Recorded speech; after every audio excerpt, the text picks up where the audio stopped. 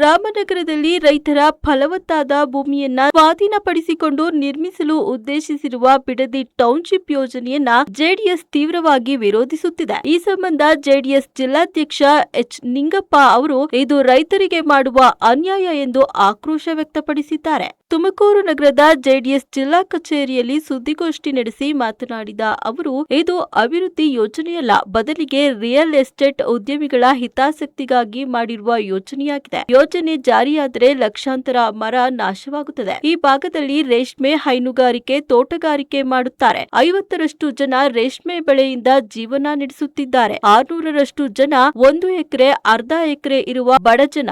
ರೇಷ್ಮೆ, ಹೈನುಗಾರಿಕೆ ಅವರ ಬದುಕಿನ ಜೀವನಾಡಿ.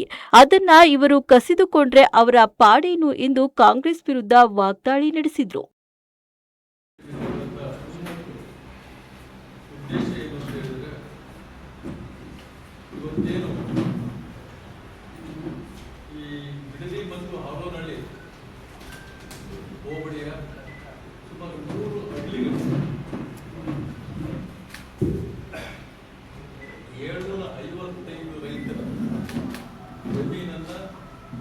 ಭೂಸ್ವಾಧೀನಪಡಿಸಿಕೊಂಡು ಈ ಒಂದು ಬಿಡದಿ ಟೌನ್ಶಿಪ್ ಅನ್ನು ನಿರ್ಮಾಣ ಮಾಡೋದಕ್ಕೆ ಹೊರಟಿರ್ತಕ್ಕಂಥ ಸರ್ಕಾರದ ಕ್ರಮವನ್ನು ಖಂಡಿಸಿ ದಿನಾಂಕ 21/6/2026 ನಡೆಯತಕ್ಕಂಥ ಒಂದು ನಮ್ಮ ಪಕ್ಷದ ವರಿಷ್ಠರಾದಂಥ ಕುಮಾರಸ್ವಾಮಿ ಅವರು, ನಿಖಿಲ್ ಕುಮಾರಸ್ವಾಮಿ ಅವರ ನೇತೃತ್ವದಲ್ಲಿ ಪಕ್ಷದ ಎಲ್ಲ ನಾಯಕರ ನೇತೃತ್ವದಲ್ಲಿ ನಡೆಯತಕ್ಕಂಥ ಒಂದು ಪಾದಯಾತ್ರೆಗೆ ನಮ್ಮ ತುಮಕೂರು ಜಿಲ್ಲೆಯ ಜನತಾದಳದ ನಾಯಕರುಗಳು, ಪದಾಧಿಕಾರಿಗಳು ಮತ್ತು ಕಾರ್ಯಕರ್ತರು ಒಂದು ಬೆಂಬಲವನ್ನು ಘೋಷಿಸಬೇಕು.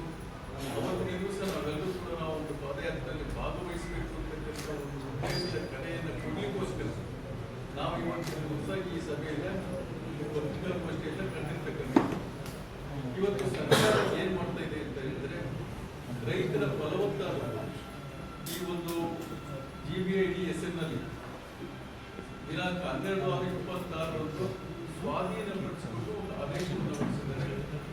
ಇದು ರೈತರ, ಅದರಲ್ಲೂ ಕೃಷಿಯಿಂದಲೇ ಬರತಕ್ಕಂಥ ರೈತರಿಗೆ ಇದು ಒಂದು ದೊಡ್ಡ ಆಘಾತವನ್ನು ತಂದುಕೊಂಡಿರ್ತಕ್ಕಂಥ ಒಂದು ಯೋಜನೆ.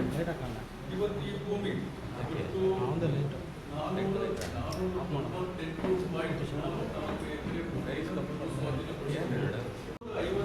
ಜನ ರೈತರು, 600 ಜನ ಕುಟುಂಬಗಳು 1 ಎಕರೆ, ಅರ್ಧ ಎಕರೆ ಇವರೆಲ್ಲರೂ ಕೂಡ ಬದುಕತಕ್ಕಂಥದ್ದು ಆ ಜಮೀನಲ್ಲಿ ಒಂದು ಹೈನುಗಾರಿಕೆ, ರೇಷ್ಮೆ ಕೃಷಿ ಮತ್ತು ತೋಟಗಾರಿಕೆ.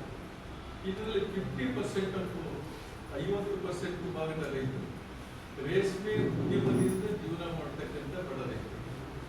ಜೊತೆಗೆ ಇವತ್ತು ಅಲ್ಲಿ ಹೈನುಗಾರಿಕೆ ನಡೀತಾ ಇದೆ.